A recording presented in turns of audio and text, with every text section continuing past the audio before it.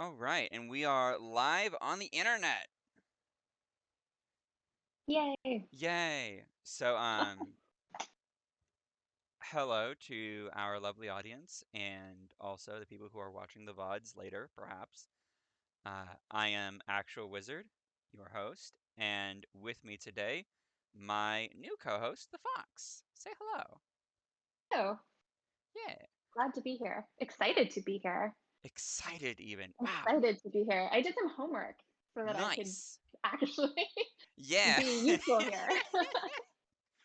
So yeah, so catching up because it has been a while since the last book club, due to a life in all its many wonders. Um, we have one. Uh, Kat has gotten together with Killian officially, and uh, it is regarded with much kindness and teasing by her cohort. And also, we are heading into our first real battle for Cat's Legion. And chapter 16, Trust, starts us off with the quote, "Treason is more art than act," by Best Emperor, Dread Emperor Traitorius, or Traitorous. Um, so yeah, so we've I think got that's we've got a lovely. hmm? Oh, I was going to say, I think that's lovely. I think it really embraces the culture of Praeus and how, um, for example, pairing the antidote with your wine is something that if you can't manage, it's extra gauche. So treason Yeah, ought to be more art than act, I think. yeah. Um, it is. It's just a perfect thing of like, wow, this is like the fun uncle of the Dread Emperors, you know? I But yeah, mean, I think that many of them would be a mix of fun uncle and uncle who, when he shows up at Christmas dinner, you just wonder when you're calling the fire department to yeah, put out put out the turkey or the table or yeah, anything else that they happen to be by. yeah. You're definitely calling the fire department. Maybe you're also calling an ambulance. Yeah. Uh, but yeah, so we have this fun little uh denouement of intimacy for Killian and Kat at the beginning of the chapter, kind of setting up a nice uh gentle, fun tone before we get into battle. Um, and Kat learning about the stories of the Dread Empire. Um, did you have any parts in this chapter that particularly caught your eye or that you'd like to focus on, Fox? I really liked this sort of segue into the fairy tales that were sort of this bedrock of Calaman and Tracy culture. And one of the things that I thought was really sort of interesting about the contrast between the two is that the Calaman fairy tales are sort of fairy tales that we as people who, or at least I, as someone who grew up in a mostly Western culture, recognize. You're sort of like, okay, there is the plucky orphan who, you know, meets somebody, goes on an adventure, and it sort of all works out. And they tend to be what we think of as sort of the Disney fairy tale. Whereas the contrast to the Précy fairy tales are not even just sort of dark versions of the fairy tale, sort of a la Brothers Grimm, but they seem to be tales from an expressly different cultural lens. And Yeah. I actually tried to do some digging on the internet to see, oh, well, where could EE have gotten sort of the inspiration for some of this from? And I have to say that they're kind of culturally absent from the English speaking sort of internet world. And to be fair, I did a very brief sort of Google search. So anyone Yeah. who's listening, if you know more, I guess like I don't know, drop us a comment if there's a Yeah, yeah, place to yeah. comment. We defer to your expertise. Um, thinking about it in that way, maybe the closest analog to these kinds of um to these kinds of précis fairy tales would be things like Greek tragedies, Hmm. where it's all about like, yo, here's this dude or this lady or what have you, um, who's just like they're just the best. They're just great. Oedipus is doing amazing. He's a bombshell. He's the king. He's doing a great job. And then he gets this phone call from Faye being like, hey, yo, you're gonna fuck up. And he's like, nah, can't be me. I'm too great. And proceeds to then, of course, because fate demands it, fuck up in the worst possible way. Um, Leading him to his downfall and demise, typically, in that order. I think that might be the closest thing to like the précis fairy tales because they're all about like here's this person who wanted the world and said damn it all to get it, and it never goes their way. Like the cultural pride is in their attempt to do so even when they maybe know that the story's not behind them. I definitely agree with that. And I think that this was such a clever part of this chapter because it gave us some real information about the universe in which the story is set in. And I think that it gets us to think about the the universe sort of on two levels. It gets us to think about sort of stories as stories, which are becoming more a prominent theme within the book. Um, and then I think it and becomes even more so as the story evolves. And I think that it also sort of really cements the difference between the worldview of the legions, which Kat is ostensibly leading one of, and is sort of steeped in, but also her heritage and her heritage culture. So it was just, I thought, a very clever way of giving us sort of that information without it being sort of a dry information dump. Yeah. Um, it's just one of those things where it's like it not only is it like a really great way to do all of that, uh, for anybody who's done like creative writing and world building, it's a really great way to show that you've done your homework on the back end of a story. To just kind of it's a subtle writing flex to be like, yeah, I not only have a world, the cultures in my world have their own creation myths. What up? Um, so it's just really really fun. Um, and the way it kind of bleeds into the real politic that Cat and Black basically, and Militia to a certain extent, need to worry about is just kind of really interesting. Agree. Also, as I mentioned, I guess to you and not to the rest of our audience, for me, this is a reread. And one of the things that I'm really noticing on the second reread are those world building flexes where I see something that sort of, you read the first time and you think, this is really interesting. That's kind of cool. He made up a fairy tale for this fictional culture. But then as you go on, you realize that the world building is so deep that while he gives you this one fairy tale, there are more that I'm sure have been sort of cataloged and put in a little notebook somewhere that bleed through the text Yeah. in various chapters. Like, I mean, the times alone where oh, I can't remember. Is it Shatranj, the game? The pseudo totally not chess that Totally people. not that.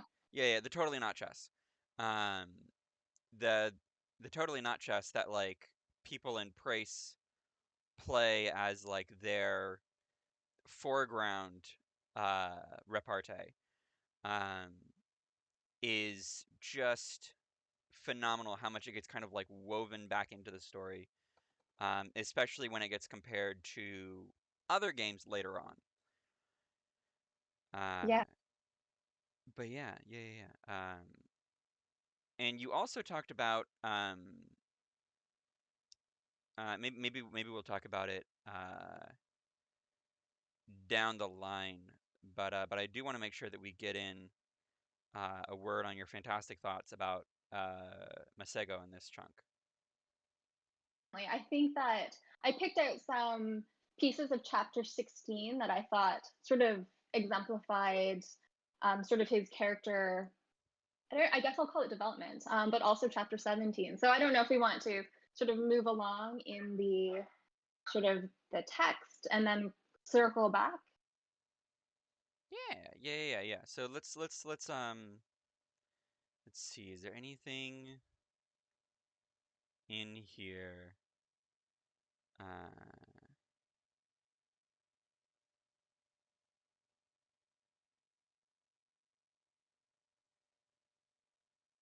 is there anything in Chapter here? 16 Yeah, in that I thought was 16. kind of interesting was sort of where Hunter has sort of fit into this narrative, and I thought it was really neat because he's the first character from Refuge that we've really met, I think. Yeah. Let's see. Is there a point where? Let's see. Where's the point where is Hunter awake for this, or is he just? He is asleep. He has Yeah. been charmed, I guess, or enchanted asleep by the warlock, and he is lying in a tent unconscious, kept under guard because Gotcha. even one-handed, he is a Yeah, potential threat. he's a hero. You know, He is a hero. it is his entire shtick to get out of imprisonment. Yeah, Uh,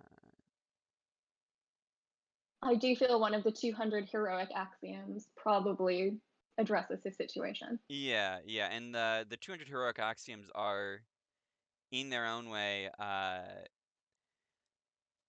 So, uh, do you know about the list of things I'll never do if I become a supervillain? I do. I read that. I love that list. Yeah. It's Just really good. I feel like the heroic axioms are a really nice kind of meta reference to those kinds of trope lists, basically. Yeah. That's just really fun. Where, of course, in a world where tropes are not lampshaded, but instead are just like part of the known structure, you'd research and be like, yeah, don't worry about the comedic interest. All right, worst comes to worst, he dies. Oh no, but he won't because you're not that lucky. Yeah. Uh, but yeah, so I think.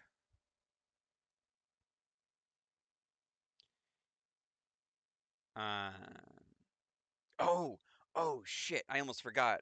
Oh no, this is the moment where Hakram becomes adjutant.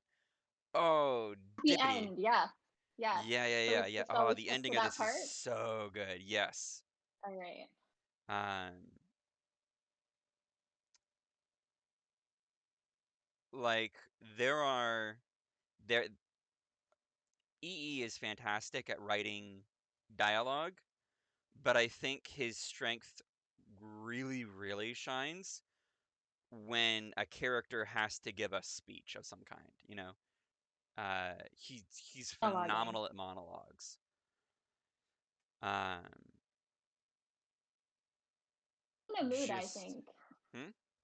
I was gonna say monologuing, but also really being able to set a mood. I think that the first sort of paragraph in the end section of chapter 16 really like set an incredible tone for Hakran becoming the adjutant, sort of starting with, I took a walk around camp, stopping to talk with sentries, and made my way out.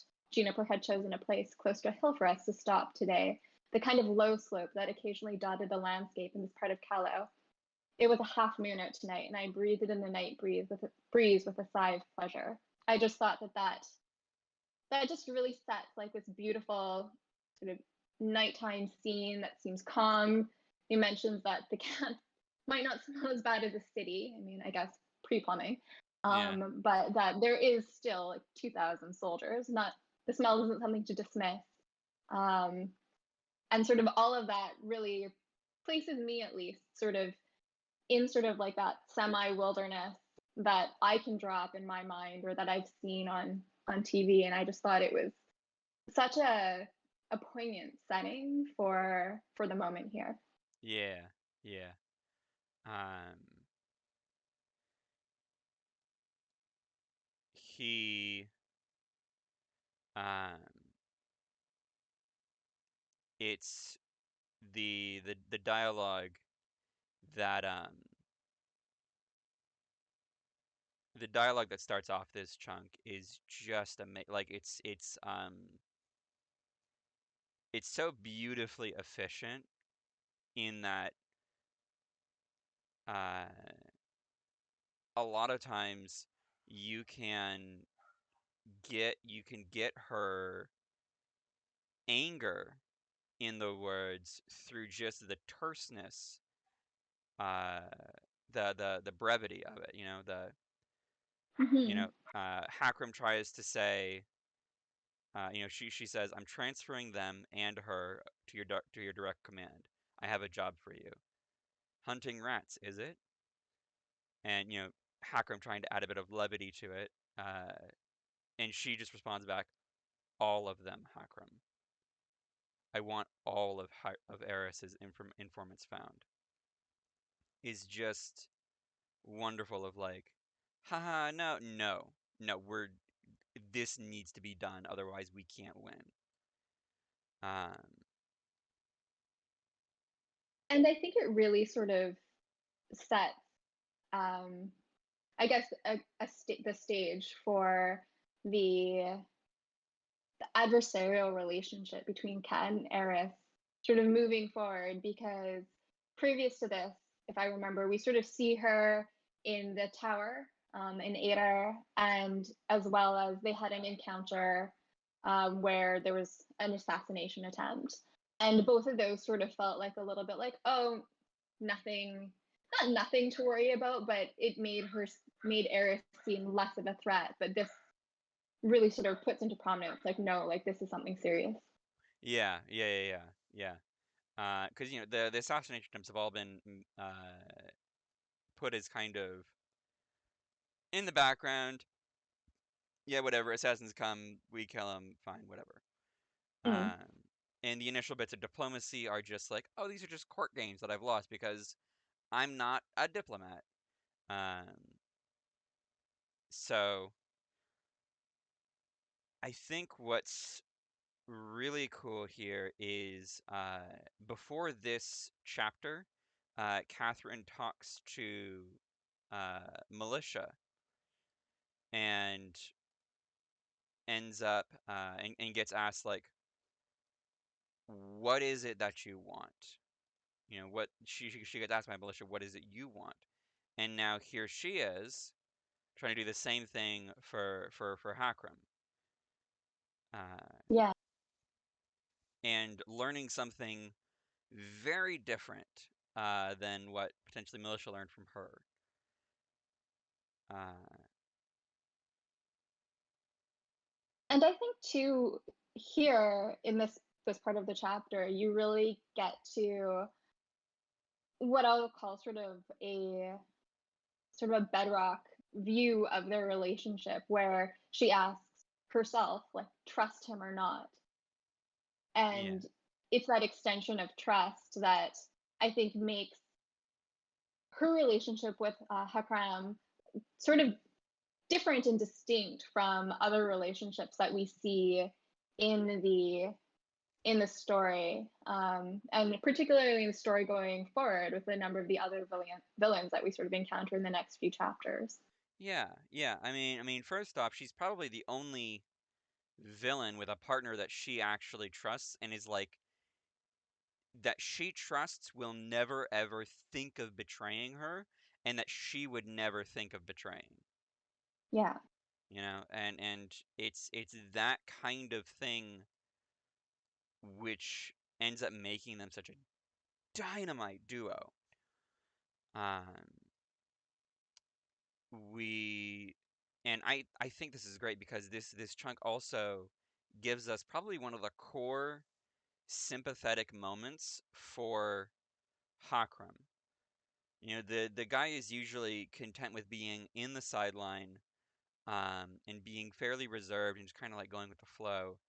And now he's revealing that like, hey, I kind of felt like I was a sociopath, and it scared me, you know, um, because I didn't have anything. Um, I was fundamentally different from an orc. I didn't feel like an orc, but you came into my life, and now I'm seeing that it's not just greenskins, you know, goblins and orcs who get absolutely spat on. It's anyone who isn't part of their club. And it's through that shared anger that I became an orc again. Um, and then we get a reaffirmation from Kat about like her goals and a refinement of her like vision. Um,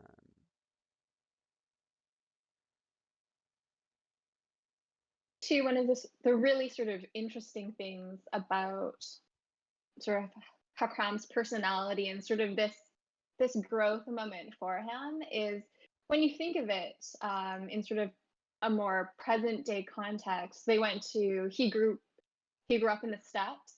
He was sent off to military college. We know that Kat at least was a teenager when she still was a teenager. But it seems that the military college takes in its students as sort of older teenagers, and then you graduate and you join the legions. And it's kind of this finding yourself. He went to school, he didn't really know who he was, and then he's graduated, he's out in the real world, and he's finding himself. And I thought that was a really interesting sort of parallel to maybe sort of a present day sense that people have going to college or coming out of high school and then becoming an adult. yeah, yeah, you know, you only know yourself once you're done with your bachelor's degree kind of thing. Yeah. And then Yeah, you're and like, ah, damn it, I wait. and hopefully you don't sign up to like join the army or something Oh, like yeah, that yeah, in yeah, a present day context, but it yeah, worked yeah, for him yeah, here. yeah. Along with, you know, this moment is so important. It ends up being one of the keystone quotes of like Cat, you know, whether they be gods or kings or all the armies in creation. Um, just a 5'3" bundle of defiance. You know, I don't actually know her canon height, but Short. yeah, short. Um, and I love that line because I think it exemplifies why Kat is somebody who gets a name, sort of the name lore and the reasons behind it within sort of the universe that's been created here. That that will and that drive and that desire to bend creation to yeah, be what you want it to be. yeah, yeah. And the interesting thing to think about is like how much of that was in there before she got named? Because being a villain means, like, one of the core things that's not often discussed in the wider Calurnian region is, like, villains are at their core ambitious, um, and driven. So, like, has her becoming the squire to the Black Knight enhanced and honed uh her own ambition to be the point where it's like, yeah, no, I'm not even satisfied with trying to play politic all the way up the system. I have an end goal, and it's me sitting at the throne of Callow. Uh, Yeah. I think that's such a good question. And I think that it really goes to that interesting sort of dynamic between heroes and villains that in later books is explored more once we sort of meet a couple more heroes. But a couple paragraphs up from the lines you read, she says, "It's not that I think that I've been chosen, Hekram. I haven't. I choose." And sort of that idea of being somebody who chooses and is active versus someone who is chosen, I think, well, I guess I know because I've read beyond yeah, this yeah, point, yeah, but yeah. it really And is that you, differentiating characteristic between heroes and villains.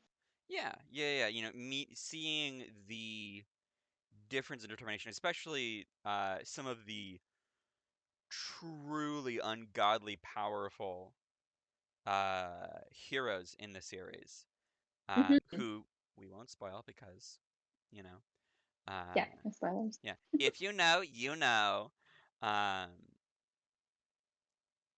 and then just ending it all with a phenomenal, with two phenomenal lines. Hakram met my eyes, then slowly, with all the inevitability of a great tree falling, knelt. Um, and then a little bit later, and so it ended, and so it began, which is so fucking true. I love chapter 16. It's a great chapter. Chapter 16 kicks so much ass. Ah, wonderful. But we can't stay here forever. We gotta go to chapter 17. Right, to chat, I know, I realized like we're ambitious to do 3 chapters. Yeah, We yeah, talk yeah, too much. yeah. I talk too much. I'm the new factor here. Um, It is all good, all right? You know what? Here's the thing. We ended up starting just a little bit late.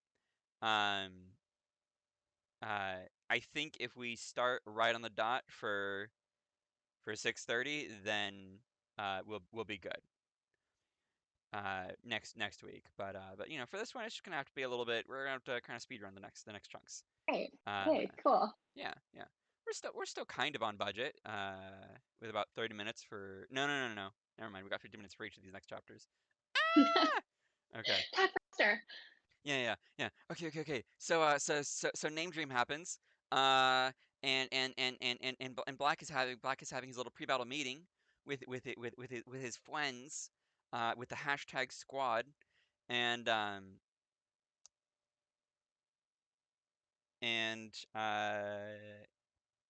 then it ends with, hey, let's cheat, and holding up the first essentially ball popularized of Goblin Fire.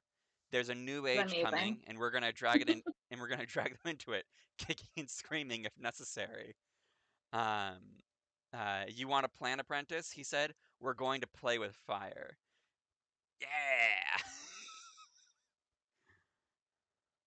Goblin uh, Fire is possibly the best munitions type yeah. in the entirety of the continent.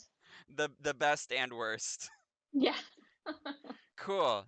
By using this, we have given up on using this for about a week. Anything here for about a week. Yeah. Longer if we need to rebuild anything. Yeah. Like, Uh, just gonna get whatever was here wasn't important anyways. Town, pfft, town schmown. Um, ugh, I try to make that quieter. Um, So, uh, right after this dream, when she talks to Hakram about it, one of the things that I love is how he's so interested in sort of this sort of like historical, I don't know, peak that she got. And he said, "You saw the Battle of the Burning Cliffs.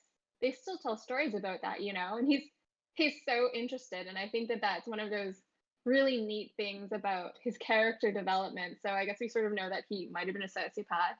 He's now found this purpose, but he's also a total history nerd. I love it. yeah. And I guess it kind of it makes sense for an orc of all people in the Empire to care the most about the military history because that is like part of their great cultural rebirth. Um, is hey, you started out as the greatest raiding culture on the continent. Nobody could stop you. And then you got absolutely shackled by the Dread Empire. And now Black has come in, and you can proudly stand among the highest ranks of the Dread Legion, um, or the Legion of Terror. Um, so yeah, I love Graham One Eye. He's yeah, a Grem fave. One Eye, King Practical. Yeah, and Istrid, proud mom Istrid. Yeah. Proud mom, proud mom. Um, uh, it's it's just it's just a nice way to begin the chapter as kind of like a capping off uh from the peak of finding out what Nock not what Nock wants, but what Hakram wants, and him becoming adjutant. Just kind of like casually going over the bullet points of like, okay, we have the rest of our gang. What is their deal? And Hakram already filling in the gaps by being the adjutant and saying like, oh yeah. Here's what you should know about the other two people. Um,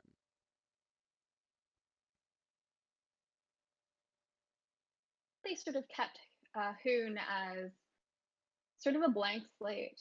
yeah, Um, yeah. She just kind of remains a very solid enigma, um, which is maybe a bit oxymoronic, but like the fact that even Hakram doesn't know what's up with Hoon is interesting in its own way. But yeah, let's see. Uh,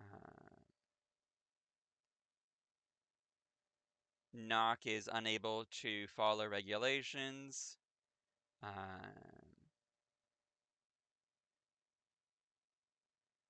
Strategy talk.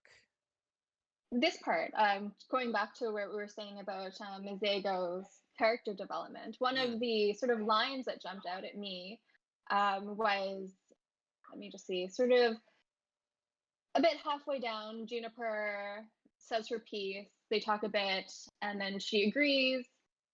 Um, and then she salutes and leaves. And Mazego says, "I hope you don't also expect me to salute," Mazego drawled. "I have a medical condition that makes it next to impossible." And then goes, "I raised an eyebrow. Is it the same disease that makes you think you're funny?" I asked. "Ah, it's a cruel woman that leads us, my friend," the dark-skinned boy told Hakram, dramatically laying a hand over his heart. Yeah, I think actually, that, this is a phenomenal moment to bring it up. yeah, it's such an interesting moment for Mizego's character, and I have to admit I didn't go back and read too many of the preceding chapters to see if it was sort of consistent with what we had seen of him preceding. And I guess, I mean, slight Yeah, character development, spoiler alert, but his character takes a bit of a different path after this, I think, as sort of a as sort of being less socially apt than he even appears here. Because this to me reads as him being quite socially apt. He's made a joke, he makes a second joke, there's some Yeah. subtext here. Yeah, And and there's overperformance, for the sake of comedy. mhm. Dramatically laying a hand over his heart. Uh Masego doesn't really doesn't really vibe with that at all in the Oh, in later in the series. I think part of that might be the fact that this is EE's first time really writing Masego outside of the context of his laboratory, and like when he's directly responsible for just like saying, "Ah, yes, I know magic," um, right. and oh yeah, go for it. Oh, I was gonna say, or the sort of like the easy banter with his father, the warlock. I think it's in that context, you can say, well, they've grown up together, but Mazego being somebody who at least I read to be sort of on the spectrum. Perhaps if you've watched the I don't know which network it's on, but it's called The Good Doctor. It's about Oh a yeah, doctor yeah, who is on the spectrum. Mizego's character kind of reads to me more as that character at the very beginning of that TV series where he's learned all of his social interactions, but he doesn't sort of have a feel for them. yeah, And so, yeah, it's interesting. I think it's interesting to either think of it as you just said, as this is EE sort of figuring out who Mizego is through the writing. yeah. Um, Because oh sorry, continue. Oh, I was gonna say, or my other thought reading it, sort of the second time round was I was wondering if because we are reading this from a first person character perspective, this is Kat adding some sort of subtext on top of it on her interpretation. Although I don't know if that's just sort of that's maybe a bit of a retro read to this and not what Yeah, the author intended at all. yeah. I think the thing that we're getting here is one is a unique as a unique challenge of writing a web serial as opposed to like putting this all into a novel is the fact that you can't go back. Like you can fix typos, but stuff Mhm. like this is just gonna be there uh, for the grand majority of the time that people are reading it. And it's one of those things where you look at it and you're like, okay, this is this is just one EE. I think maybe doesn't have the full grasp on Masego's character and how to like naturally write him in. And two, I think another aspect of it is the fact that we don't have the full we don't have the full gang here, and Right. the Mega Sass will be taken care of by at least one or two different characters um, down the line. Yeah. So it's just one of those things where it's like, okay, yeah. So this is just EE knows that the banter of this style will be important to the group's tone and cohesion, and he just doesn't have the member of the band yet to do that in their social time. Um, in addition to just being like, this is it's I think it might be this one might just be kind of a goof. Or if I was to assign any kind of genuine intentionality to it, it would be uh, Masego copying what he sees his father do to Black, and just assuming that, oh, hey, if I just do what my father did, since I'm his kid and Kat is basically Black's daughter, it should basically work the same, you know? Yeah, just a little bit of item B, a little bit of item Yeah, C, yeah, yeah, take yeah, it all yeah. together. Yeah. Yeah, relationships are ultimately just a ritual. Don't mess up the timing, the the ingredients, Yeah. or the execution, and you'll nail it. You know. Uh, I think that's really interesting. It'll be something that I'm going forward in the next like couple of probably the next book, I guess. It'll be really interesting to see how his character develops. yeah, yeah. And then we have bunch of prep time. Robert gets the snark, which is just choice every time. Um, let's see.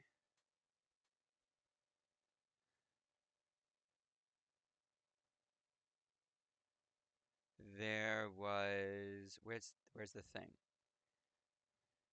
I feel like this chapter, all the chapters in this section, the endings are just so iconic, I think. Yeah, yeah. Um,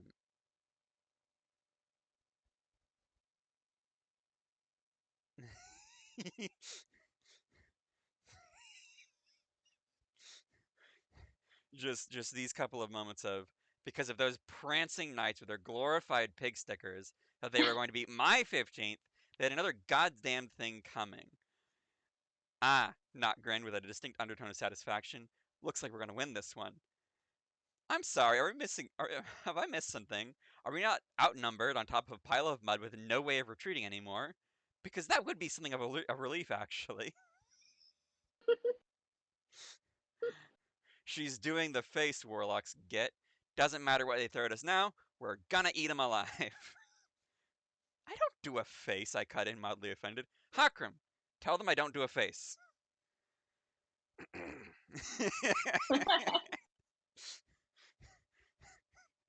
You do that thing where you almost smile and you show little teeth. It looks really creepy on a human. It's just, it's just wonderful. Um, and then all this plan is just gone because of the next great part, which is the exiled prince um,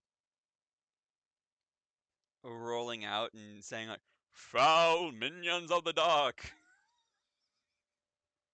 So one of the things that I think is super, the Excel Prince doesn't get a lot of page time at all. Yeah, yeah, Um, but one of the things that I think is so interesting about him and contrasting to a villain that we'll meet later on is just that he's ridiculous and his sort of mirror uh, is also ridiculous, but ironically ridiculous in a way that sort of is really successful for that character later on, whereas the exiled prince, who is ridiculous, but also sort of like, pretty and sort of flawless in the way Hero is, because Kat says, um, I might be able to bait this so-called exiled prince into attacking recklessly. Something to consider. Said prince was a pretty boy, I saw as he kept riding on closer. Long, flowing golden hair and a pale disposition that made him look like a living marble statue.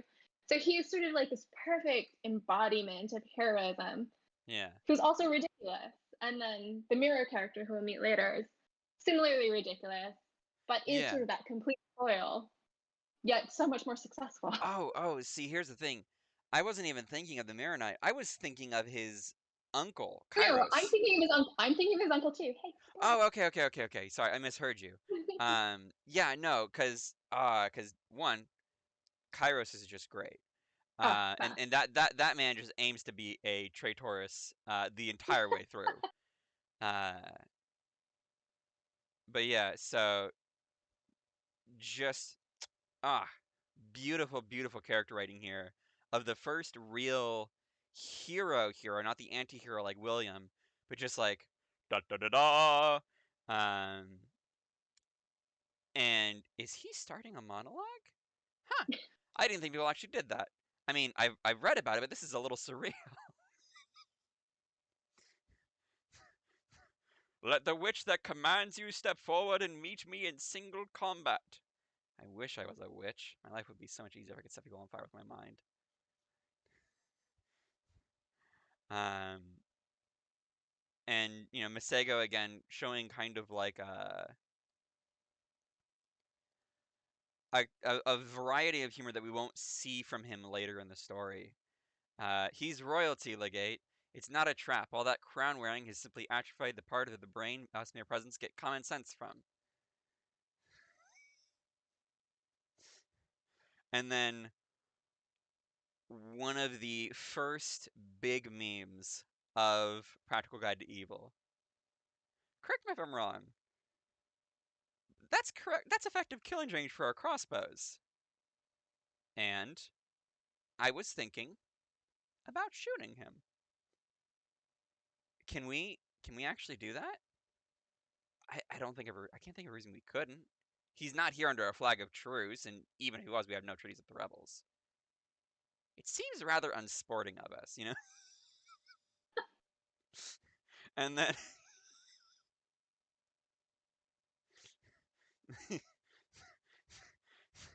it just mimics trigger pull motion, shoots the hero, bounces off, thunk, and Masego just busts up laughing. His armor, it's enchanted to turn away arrows, only it's part of a set, I guess. And since he wasn't wearing his helmet, ah! That is one of the most, I think, memorable. I don't even know if it's a fight at this point, but fights Yeah, from yeah, yeah. the It's this series. yeah, like if combat when names are involved is all about finding the pivot and flipping it, congrats. This Yeah. is the world's least balanced fulcrum, you know?